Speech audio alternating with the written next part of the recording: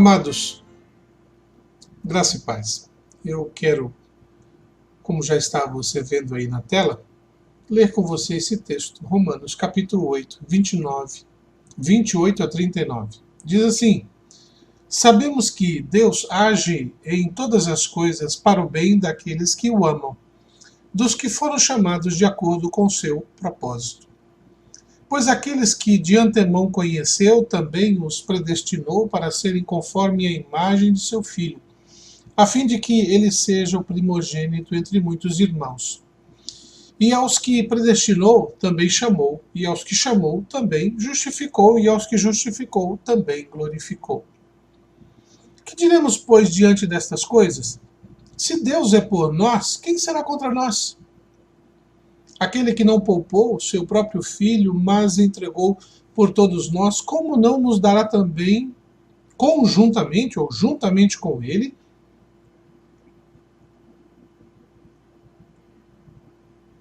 e de graça todas as coisas? Quem fará alguma acusação contra os escolhidos de Deus?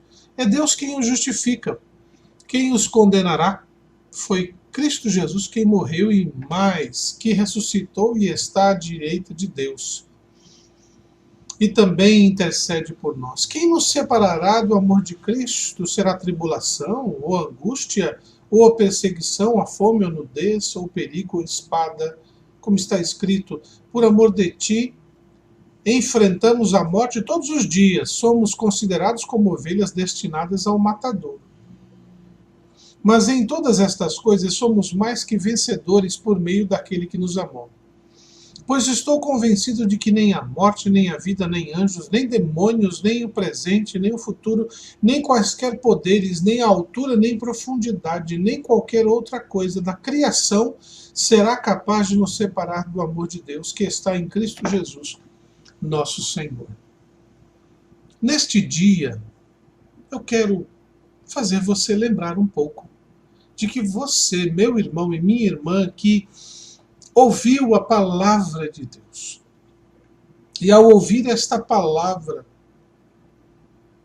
reconheceu o seu pecado, a sua limitação, sua dificuldade, e descobriu que Deus lhe ofereceu uma oportunidade única de vencer este pecado, esta dificuldade, esta luta, esta vida sem Deus.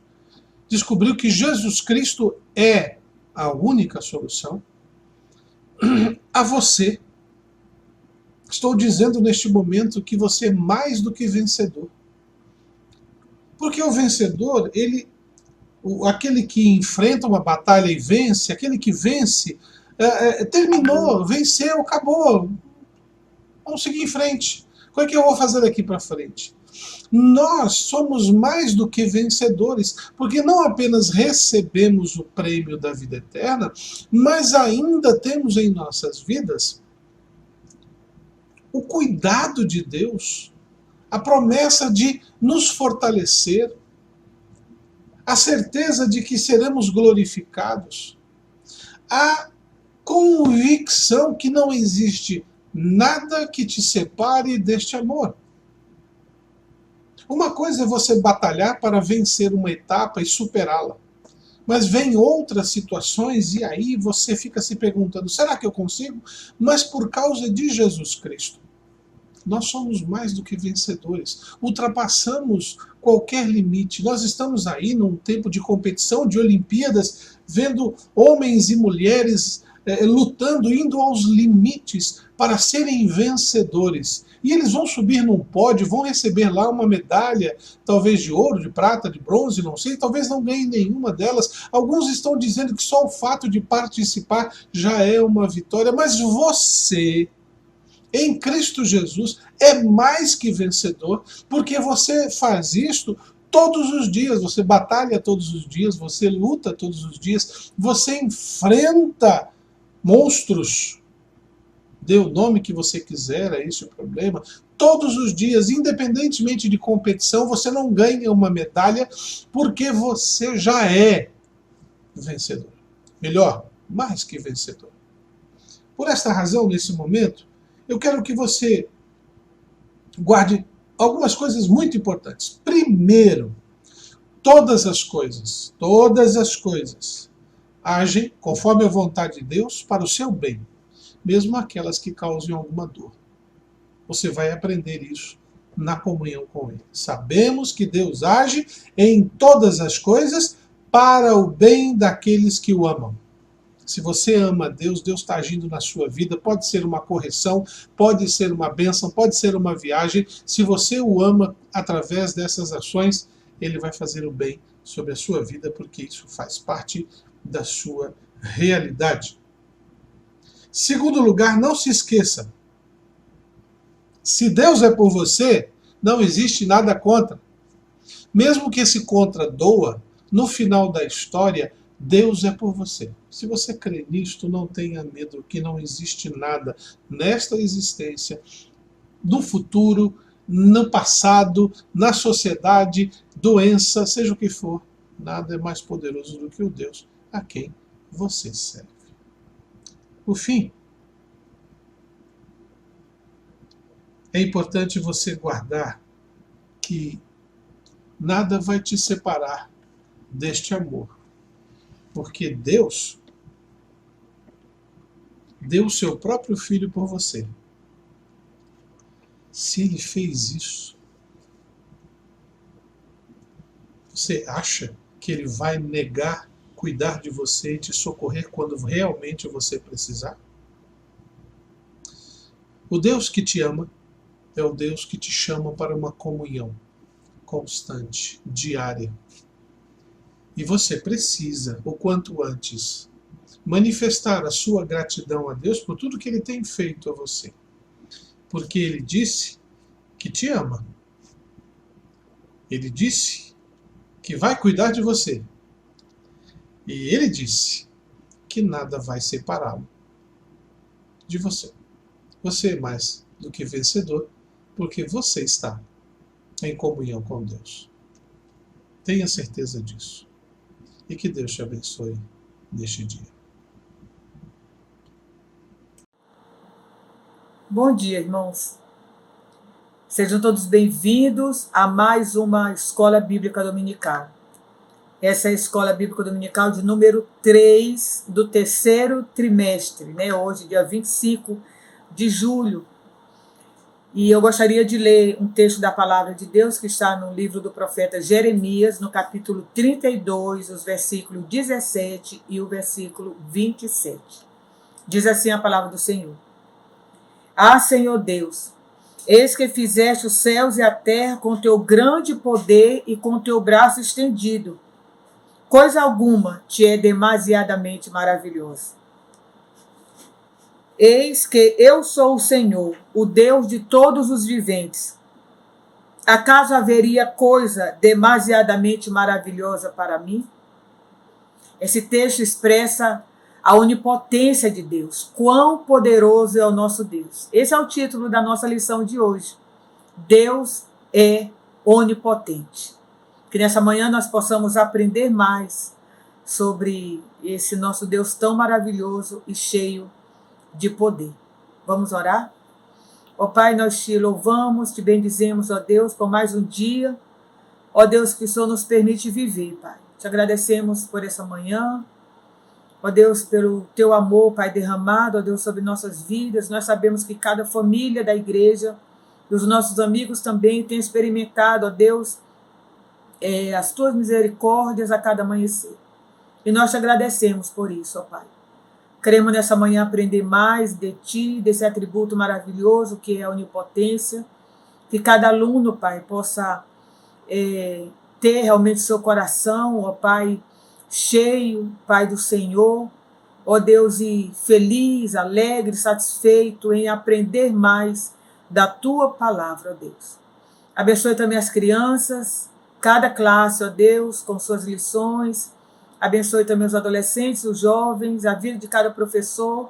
E abençoa-nos, Pai, como alunos dessa que é a maior escola, ó Deus, bíblica do mundo, ó Deus. Nós te louvamos pelo privilégio, ó Pai, de poder realmente estarmos juntos aprendendo a Tua palavra. Abençoa a vida de cada professor na ministração, tanto aqui na sede quanto nas frentes missionárias, ó Deus.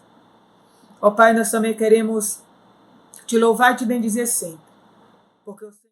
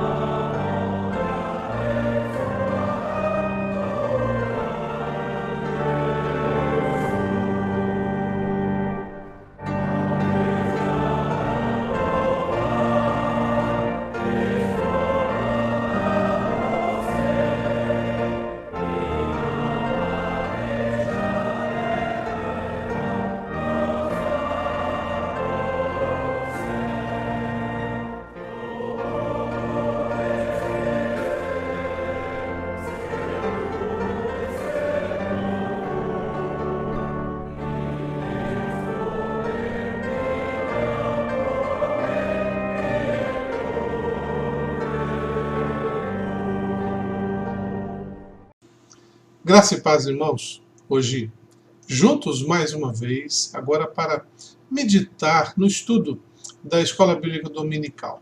O tema do nosso encontro de hoje, Deus é onipotente.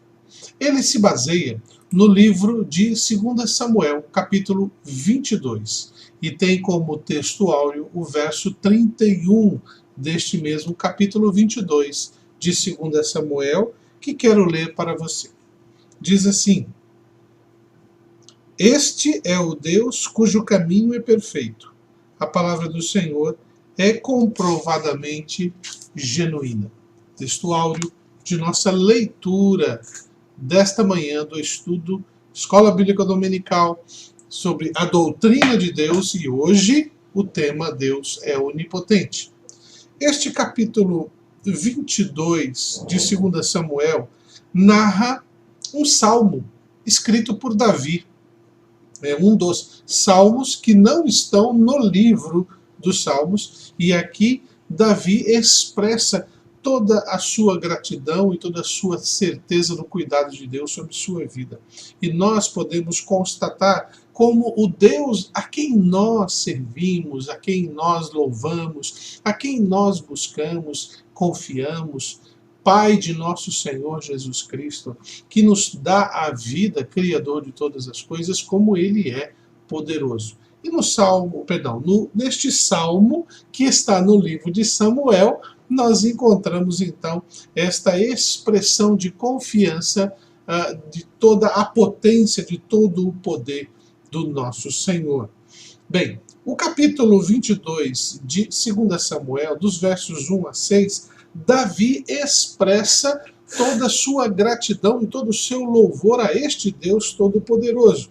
A evidência do poder de Deus se destaca nos grandes livramentos que ele dá no seu dia a dia a todas as pessoas. E Davi compõe esse salmo com a alma repleta de louvor, de gratidão pelos livramentos que o Senhor lhe fizera, quando ele vivia momentos de muita tensão, pois estava sob ataque de poderosos reis e generais. Vamos ver o que diz aqui no capítulo 22, verso 1 a 6, e diz assim: Davi cantou ao Senhor este cântico quando ele o livrou das mãos de todos os seus inimigos e das mãos de Saul, dizendo: O Senhor é a minha rocha, a minha fortaleza e o meu libertador. O meu Deus é a minha rocha em quem me refugio, o meu escudo e o meu poderoso Salvador. Ele é a minha torre alta, o meu abrigo seguro. Tu, Senhor, és o meu Salvador e me salva dos violentos. Clamo ao Senhor, que é digno de louvor, e sou salvo dos meus inimigos. As ondas da morte me cercaram, as torrentes de destruição me aterrorizaram, as cordas de sepultura me envolveram, as armadilhas de morte me confrontaram.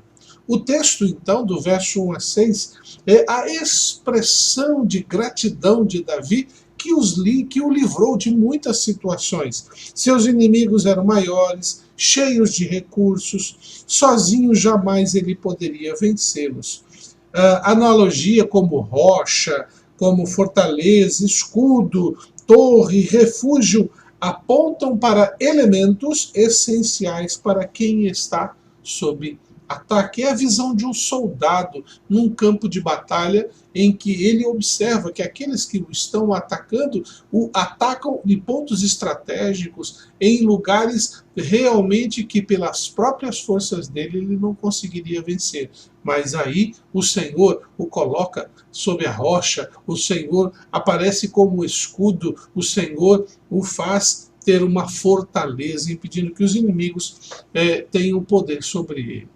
Deus é todo-poderoso, seu poder é maior que o de Davi e de todos os seus adversários juntos. Deixa-nos maravilhados o fato do Deus Todo-Poderoso ser solícito e acessível ao coração que clama. Davi declara: invoco o Senhor e sou salvo dos meus inimigos. Verso 4. O Deus é o Todo-Poderoso que vem em socorro de impotentes, fracos, mortais e os livra. Lembro de uma das nossas canções, e aqui o autor faz essa lembrança, e também eu particularmente recordei, e apesar dessa glória que tens, tu te importas comigo também. Um cântico muito antigo nosso e que sempre relembramos em nosso cancioneiro evangélico. A ação dele em nosso favor nada tem a ver com mérito nosso, mas com sua bondade, graça, misericórdia para com todos que o invocam. Ali em Romanos capítulo 10, verso 12, nós encontramos exatamente esta significação, esta importância. Romanos capítulo 10, verso 12, diz assim, quero ler para você nesse momento: não há diferença entre judeus e gentios, pois o mesmo Senhor é Senhor de todos e abençoa ricamente todos os que o invocam. Então, nosso coração, diante deste Deus onipotente, precisa ser um coração realmente cheio de gratidão, cheio de palavras de gratidão, assim como Davi, diante de todas as dificuldades da vida, ele expressou e reconheceu, expressando em palavras, em atitudes, sua gratidão, porque o Deus Todo-Poderoso o livrou de todos os seus inimigos. Deus é onipotente, o Todo-Poderoso que se move pela angústia e clamor dos seus. Ali dos versos 7 a 14, de 2 a Samuel, nós encontramos a seguinte palavra do próprio Davi. Verso 7 em diante. Na minha angústia, clamei ao Senhor, clamei ao meu Deus. Do seu templo ele ouviu a minha voz. O meu grito de socorro chegou aos seus ouvidos. A terra abalou-se e tremeu. Os alicerces dos céus estremeceram. Tremeram porque ele estava irado. Das suas narinas saiu fumaça, da sua boca saiu fogo consumidor. Dele saíram brasas vivas e flamejantes. Ele abriu os céus e desceu nuvens escuras, estavam debaixo de seus pés. Montou sobre um querubim e voou, elevou-se sobre as asas do vento, pôs as trevas ao seu redor, pôs as trevas ao seu redor, das densas nuvens de chuva fez o seu abrigo. Do brilho de sua presença flamejavam carvões em brasa. Dos céus o Senhor trovejou, ressoou a voz do Altíssimo. Assim, o Todo-Poderoso, que se move pela angústia e clamor dos seus. Pois bem, Deus estava indignado pelo sofrimento de Davi, e a terra se abalou e os céus se moveram. Verso 8 que acabei de ler. Seus movimentos e ações extraordinários, apavorantes, narinas com fumaças, boca com fogo devorador, enfatizavam o poderio de Deus que cuida do seu povo. Ele baixa os céus, monta num querubim, faz trevas e águas escuras, sua presença acende fogo e a sua voz se faz ouvir como a de um trovão.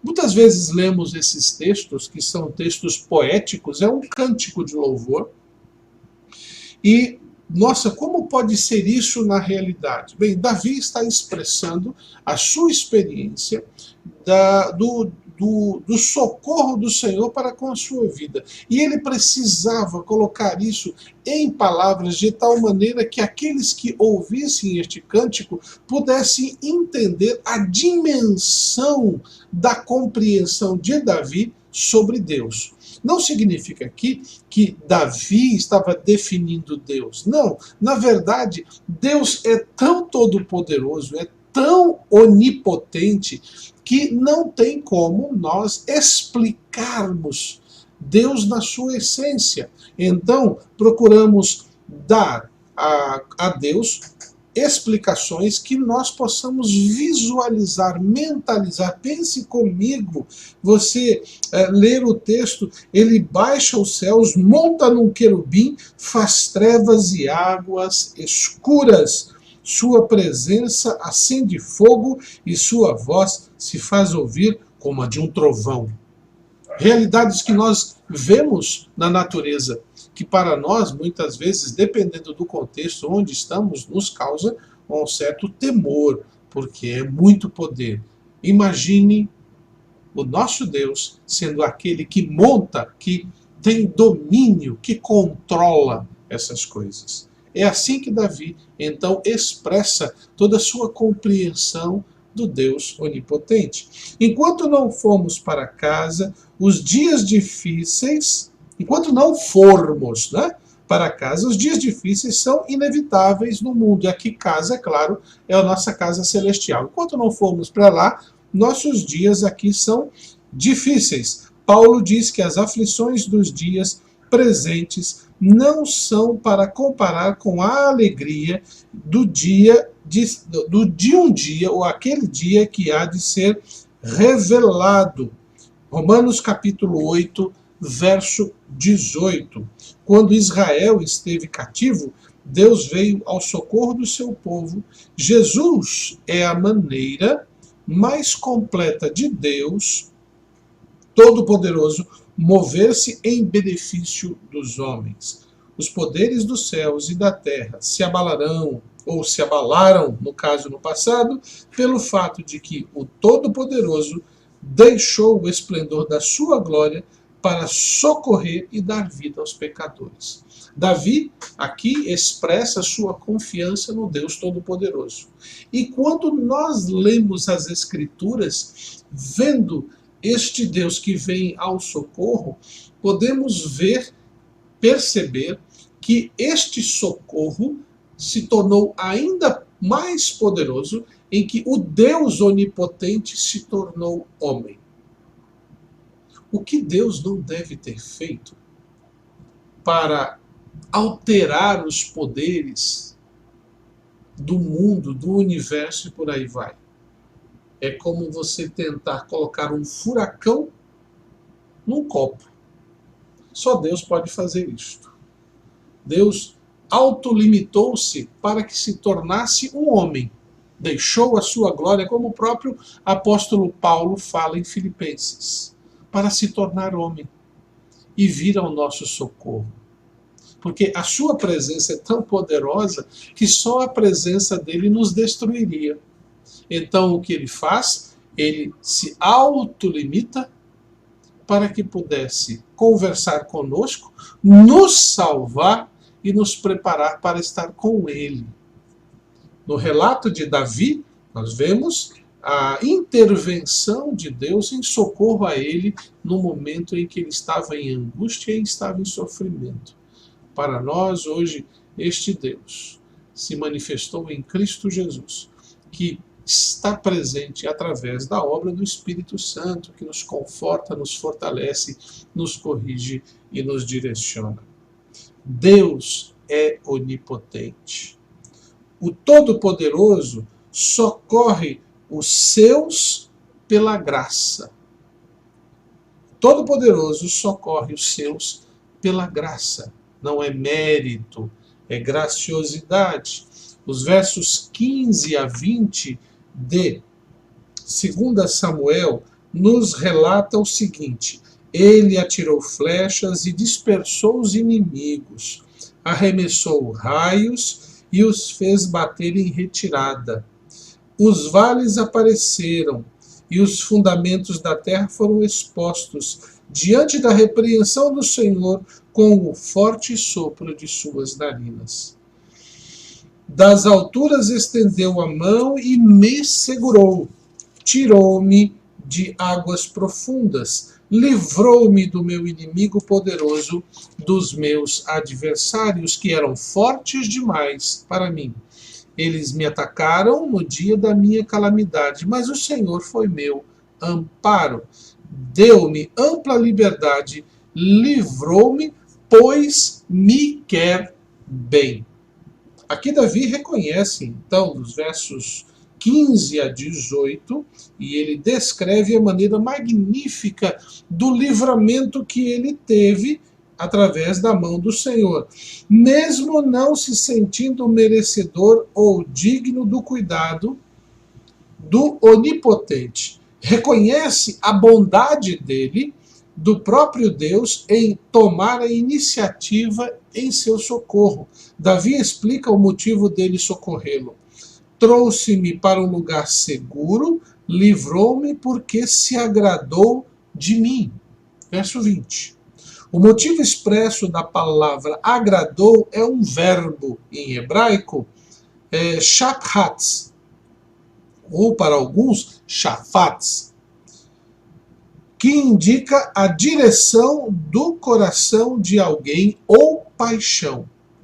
Quando usado de modo favorável, o coração de alguém está a favor do objeto. É o que nós temos explicado no dicionário internacional de teologia. Quando nós falamos esses termos, irmãos, estamos apenas fazendo de tal forma que você entenda que existem algumas palavras que muitas vezes no português não definem bem o significado daquela expressão naquele momento. Esta palavra do verso 20, agradou, ela tem exatamente esse sentido de que indica a direção do coração de alguém ou o favor de alguém. Eu fiz porque eu quis, é do meu coração, eu fui na direção dele ou dela, não por algum merecimento, não por algum ato, não por alguma atitude, mas porque meu coração, eu desejei fazer isso. Por isso que falamos que o Todo-Poderoso socorre os seus por sua graça, porque ele quer, não por algum mérito nosso em si. Pois bem, mas pensando nisso, devemos prestar atenção nos versos 21 a 27, pois parece que o Salmo de Davi entra em contradição, não é? Que ali o Todo-Poderoso recompensa os seus. Vejam, nós estamos falando que Deus é onipotente, merece todo louvor. Ele ele se move pela angústia e clamor dos seus. Quer dizer, se você está sofrendo, se você está passando por um momento de dor, ele vem na sua direção, sim, em socorro. E ele faz isso por graça, porque ele deseja fazer isso, ele não é obrigado. Mas também é fato que o Senhor recompensa os seus pelas escolhas que nós fazemos. Parece que o Salmo, nos versos 21 a 27, entra em contradição com os versículos anteriores, pois até então fala de favor imerecido. Agora cita recompensa e retribuição conforme os atos de justiça de Davi. Vamos ler o texto ali de 2 Samuel 21 a 27, que diz assim: o Senhor me tratou conforme a minha retidão, conforme a pureza de minhas mãos, me recompensou, pois guardarei os caminhos do Senhor, pois guardei os caminhos do Senhor, não cometi a perversidade de afastar-me do meu coração. Perdão. Pois guardei os caminhos do Senhor, não cometi a perversidade de afastar-me do meu Deus.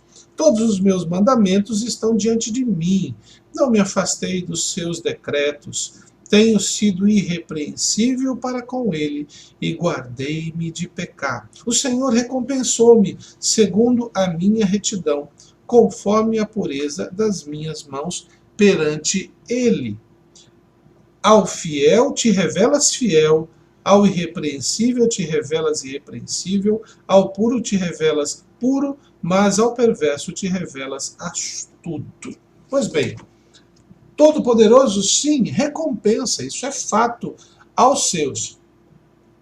E nós vemos aqui nos versos 21 a 25 essa aparente contradição, porque a graça divina não nos isenta de responsabilidade. Por isso que alguns interpretam errado. O fato de recebermos de Deus a graça, alguns acham que não tem que fazer nada. Ao contrário, porque Deus vem a nosso favor, nós somos responsáveis pelas nossas atitudes perante Ele. Portanto, ela não nos infla, essa graça. Né? Pelo contrário, apenas a experiência da graça nos constrange a viver uma vida digna de arrependimentos. Uma das coisas que nós falamos muito em mensagens, em ensinos, meu irmão, é que uma pessoa convertida não é uma pessoa convencida. Convencimento baseia-se no argumento, depende do seu raciocínio, da aceitação desse raciocínio. Convertimento é uma ação em que você é levado à mudança de atitude, que envolve sim o pensamento, mas é o seu pensamento sendo envolvido de tal maneira que o leva a atitudes totalmente diferentes daquela que você praticava antes. Assim, um crente em Jesus Cristo é aquela pessoa que, quando recebe uma recompensa do Senhor, a primeira coisa que ela tem em mente é o seguinte: bem, o Senhor tem me dado esta bênção, eu não mereço, mas eu tenho me esforçado para, através das minhas atitudes, ser responsável com o testemunho, com a bênção, com tudo que Deus tem me dado. Ela não nos infla com arrogância, mas nos quebranta, faz-nos perceber quão insuficientes somos. Todavia, o entendimento de viver a vida que agrada a Deus, ser submisso à sua vontade, são ações de um coração arraigados na graça de Deus. Lembre-se, como crentes em Jesus, diante de um Deus todo onipotente, precisamos, a cada dia, a cada momento, viver com esta compreensão. O que temos é por causa da graciosidade. E esta graça de Deus, Deus se agradou, veio na minha direção e me salvou, não porque eu fiz algo, mas porque Ele assim desejou. Agora eu experimento a presença dEle. Como forma de gratidão e de louvor, então eu tenho atitudes que agradam esse Senhor e por causa disso Ele me recompensa. Ele me premia, Ele me abençoa, Ele me sustenta, me corrige, ok? Então é muito importante este ponto da lição na sua mente. Seu relacionamento com Deus é baseado na graciosidade dele. Ele deu porque quis. Você recebeu porque Ele fez isto. Agora, com esta bênção, com este presente, o que eu vou viver? O que eu vou fazer? Vou viver a minha vida de tal maneira que eu sempre demonstre gratidão pelo que Deus fez e tem feito em minha vida. Ok? Davi ensina que Deus se alegra e nos recompensa. Por exemplo, pela prática da justiça. A graça nos constrange a viver de modo justo.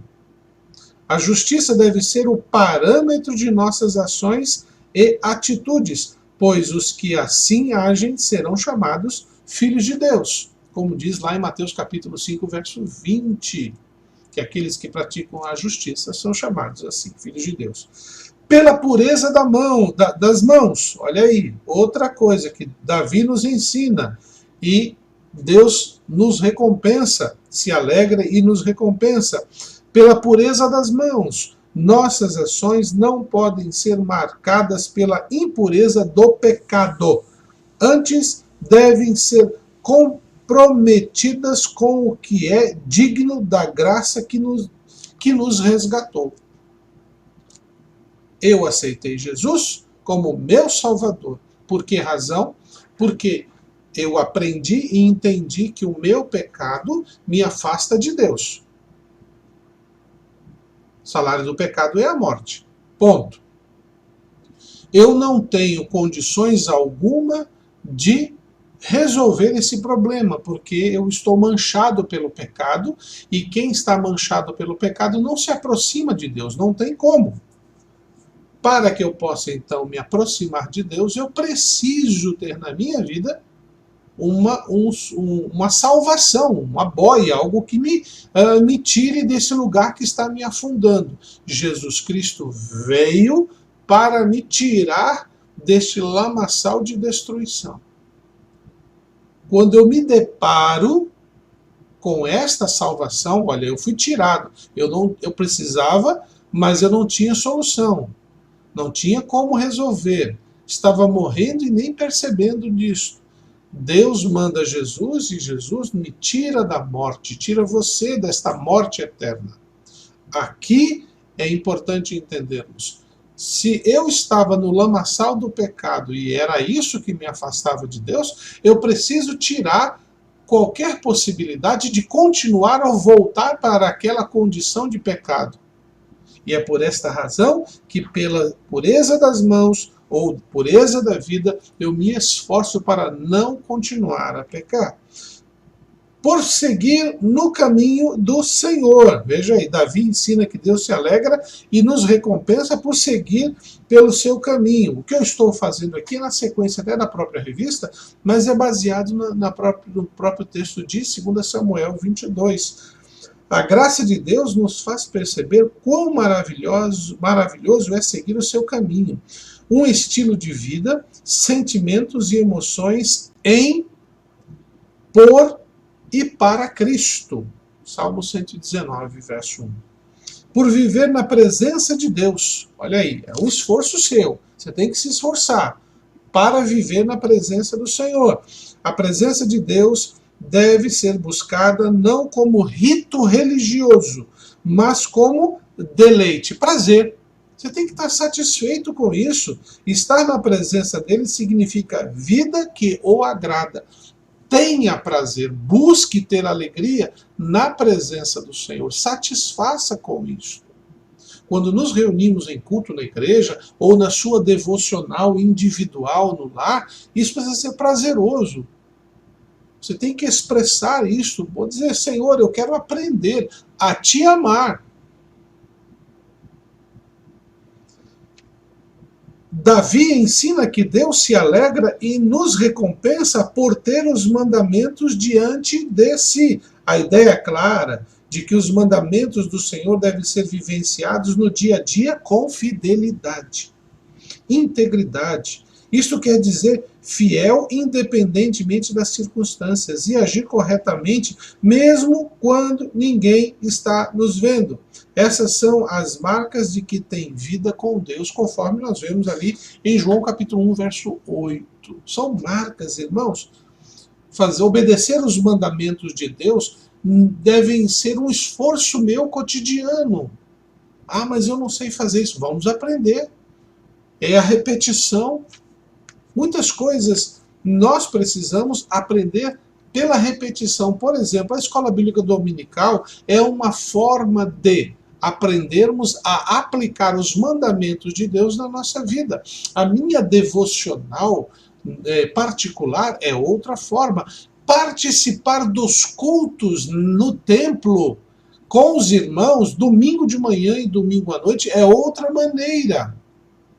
Não é uma substituindo a outra. Todas estas formas, escola dominical, culto da manhã, culto da noite, culto de quarta-feira, reuniões e encontros de organizações, tudo isso deve ser a forma como eu vou aplicando, treinando e aprendendo a obedecer os mandamentos de Deus. Veja, quem obedece, quem aplica, quem pratica é recompensado por Deus. Talvez seja aí a situação que você tanto talvez esteja se perguntando, por que eu não tenho tal bênção? Se pergunte, você tem aplicado na sua vida de maneira clara os mandamentos que Deus te dá para obedecê-lo? Essa resposta só você pode dar. Por sermos irrepreensíveis. Davi ensina que Deus se alegra e nos recompensa por sermos irrepreensíveis. A repreensão é a consequência natural para os que agem e falam sem pensar, decidem viver conforme seu próprio coração. Ser irrepreensível é viver com prudência e retidão. Às vezes, assumimos compromissos, falamos coisas, e eles têm consequências. Às vezes, as consequências disto acontecem meses e anos depois. Nem sempre é imediato. É nesse momento que precisamos aprender a ser irrepreensíveis. E essa ideia da repreensão é não assumirmos situações que possam nos meter numa bronca de Deus ou do contexto da vontade de Deus. Davi ensina que Deus nos ensina e nos recompensa por guardar-se da iniquidade. A iniquidade é a prática do pecado de maneira habitual, com tom de normalidade. Ele não o entristece ou incomoda.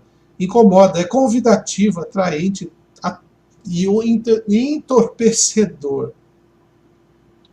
Eu sempre uso uma expressão falando sobre pecados felpudos.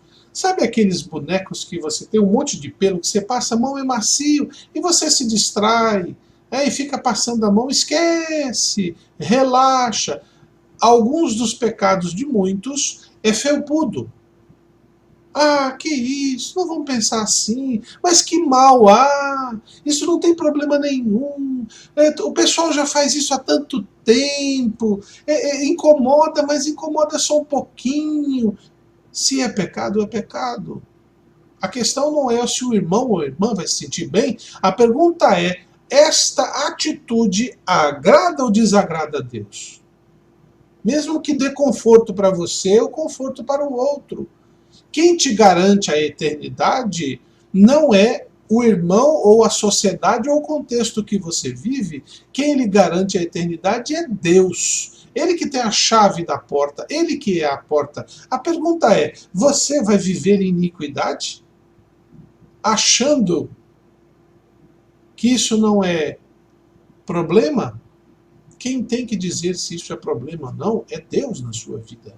E se você sabe que isso é problema, então aí vem o que Jesus disse e ensinou no Evangelho de Lucas: carrega a tua cruz e siga-o.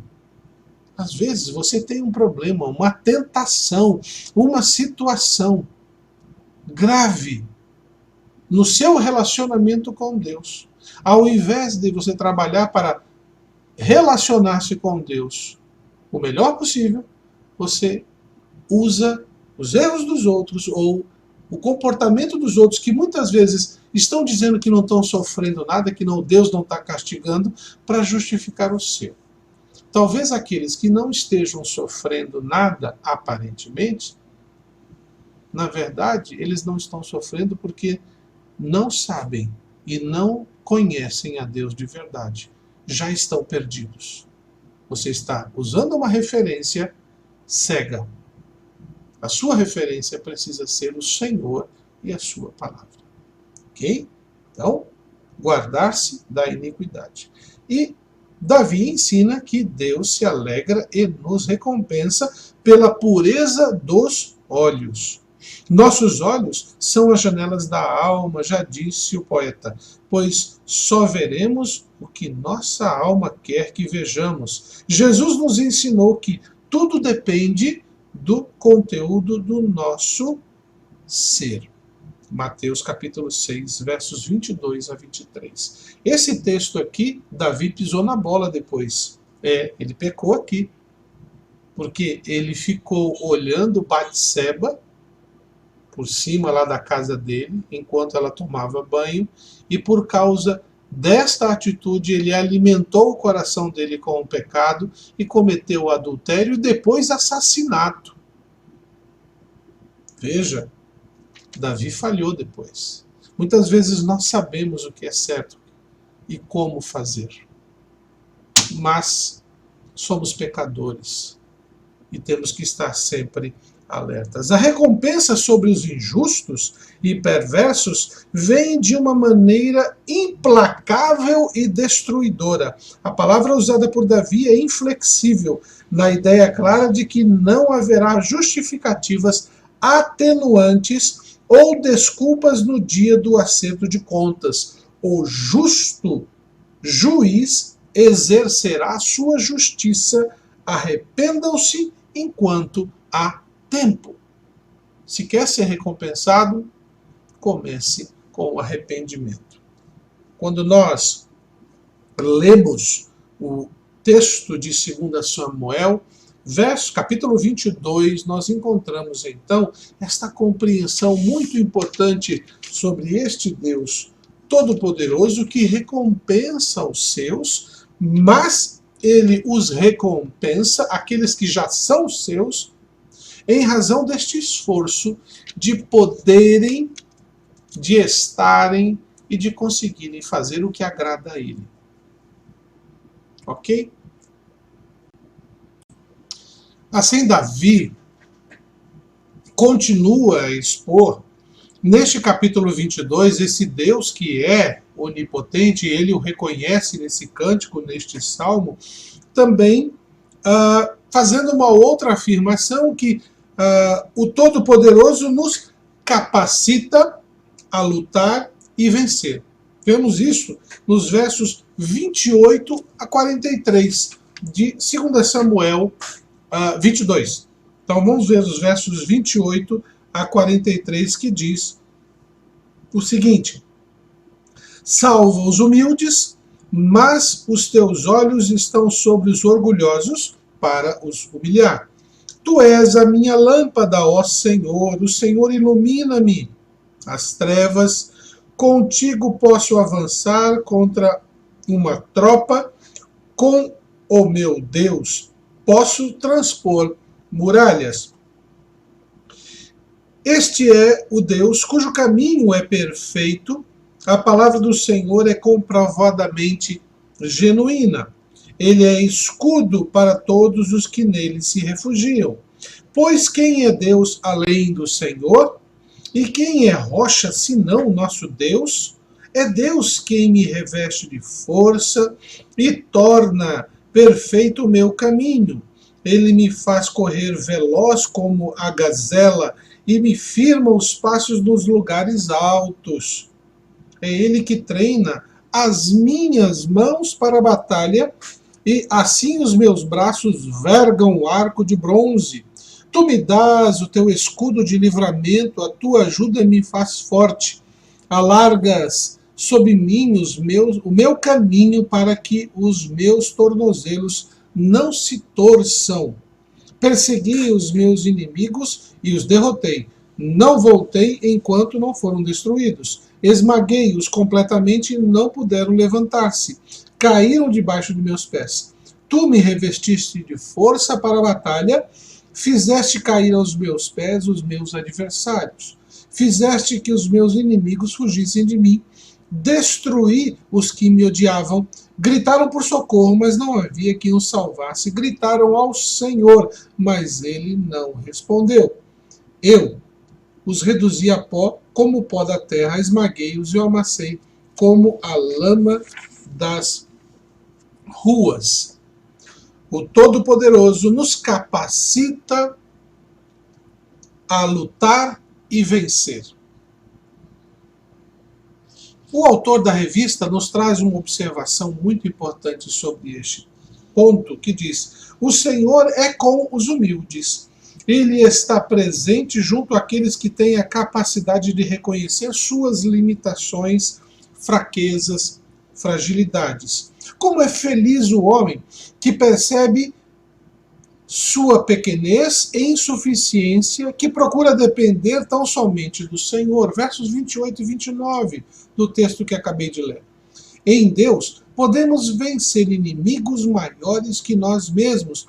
Ele nos faz saltar obstáculos, é escudo contra os ataques. Nele há segurança, é a rocha em que está firmada a nossa vida. Sua presença é nosso refúgio inexpugnável. A vida cristã, portanto, é uma batalha. Quem se dispersa ou relaxa em plena guerra, certamente vai sucumbir, vai cair. Aos soldados em guerra cabem obedecer o seu comandante e lutar corajosamente. Deus capacita a sermos rápidos como a gazela, dando-nos destreza e força para lutar nas batalhas. Versos 34 e 35. O Senhor providencia escudo e caminhos largos para que não tropecemos. O texto que fala lá do tornozelo, né? As batalhas são vencidas não pelos guerreiros em si, mas por quem comanda e capacita a não retornarem de suas batalhas sem vitória. Versos 38 e 39. Nosso comandante já batalhou e venceu por nós. Ele mesmo nos garante a vitória em Cristo Jesus. 1 Coríntios 15, 57. Nós precisamos mais do que nunca entender que, por mais habilidosos que sejamos em qualquer área, por mais capacidade que tenhamos dentro do conceito humano, no que se refere à vida e à suplantação dos momentos difíceis, Deus é quem nos capacita para estas circunstâncias. Você pode ter inteligência, pode ter poder, pode ter dinheiro, pode ter capacidades adquiridas através do conhecimento, mas Deus é a última condição para que possamos vencer as dificuldades da vida, que estas capacidades humanas têm demonstrado serem incapazes de solucionar. Vejo pessoas inteligentes, hábeis, com poderes aquisitivos, não conseguirem desenvolver uma harmonia na família. E olha que são inteligentes, são capazes, deveriam saber dialogar. Conheço pessoas que são altamente habilitadas a desenvolverem projetos, mas incapazes, por exemplo, no corpo de Cristo, na igreja, de estabelecer uma relação de amor que proporcione ao outro crescimento espiritual. Vejo muitos homens e mulheres com poderes incapazes de dizer não a uma tentação. Só Deus nos capacita desses tipos de inimigos. Deus nos dá força, nos dá velocidade, nos dá agilidade, nos dá a vida. Continuemos a confiar neste Deus onipotente, que é todo-poderoso e nos capacita a lutar e vencer. Por fim, o Todo-Poderoso é cheio de graça. Vejamos ali os versos 44 a 51 de 2 Samuel. Tu me livraste dos ataques do meu povo, preservaste-me como líder de nações. Um povo que eu não conhecia me é sujeito, estrangeiros me bajulam. Assim que me ouvem e me obedecem, todos eles perdem a coragem e saem tremendo das suas fortalezas. O Senhor vive, bendita seja a minha rocha, exaltado seja Deus, a rocha que me salva. Este é o Deus que em meu favor executa vingança, que sujeita nações ao meu poder, que me livrou dos meus inimigos. Tu me exaltaste acima dos meus agressores, de homens violentos me libertaste. Por isso te louvarei entre as nações, ó Senhor. Cantarei louvores ao teu nome. Ele concede grandes vitórias ao seu rei.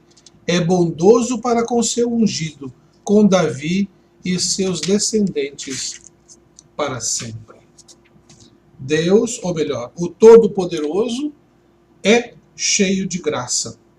Muitas aflições e problemas que enfrentamos nascem dentro da família, como mencionei no exemplo anterior. As dificuldades advindas de dentro de famílias e de pessoas de nosso círculo mais íntimo, sem dúvida, são uma das mais difíceis aflições. Não podemos esquecer, onde existem pessoas, existem problemas. O salmo cantado por Davi diz que também me livraste das contendas do meu povo, verso 44, numa ideia clara de que elas são inevitáveis, mas superáveis pela graça do Senhor.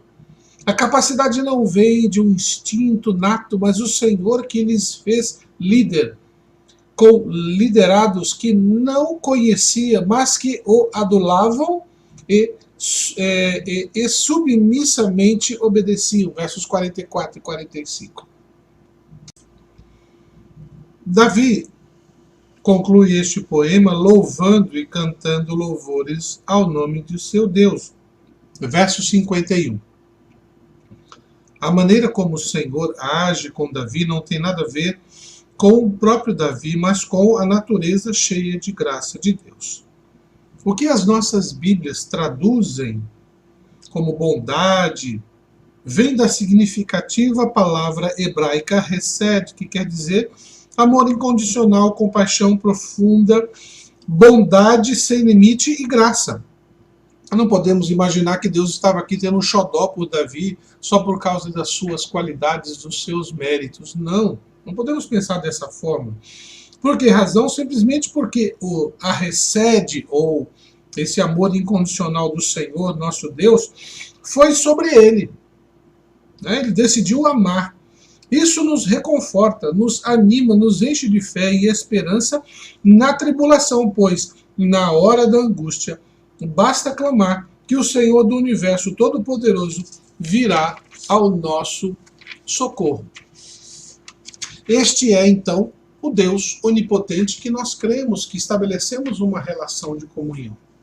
Este Deus que é onipotente estabelece conosco este contato em que ele se move na angústia ou pela angústia e clamor dos seus. Se você está passando por um tempo difícil de angústia, clame, fale com o Senhor, ele te ouvirá.